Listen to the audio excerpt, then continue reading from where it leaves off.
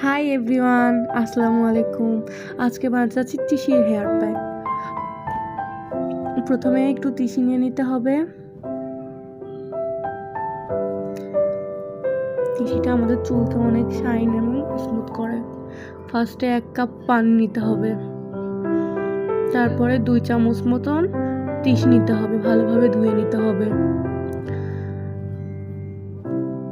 তারপরে এটাকে হালকা আঁচে জাল দিতে হবে 20 থেকে 25 মিনিট বা 15 থেকে 20 মিনিট, যতক্ষণ না জেলটা হয়। তারপরে এটা একটা পাতলা কাপড়ের সাহায্যে ছেঁকে নিতে হবে।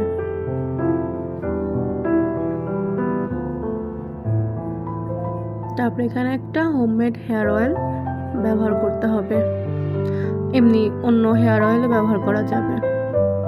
তারপরে এটা সুন্দর করে মেশাতে হবে।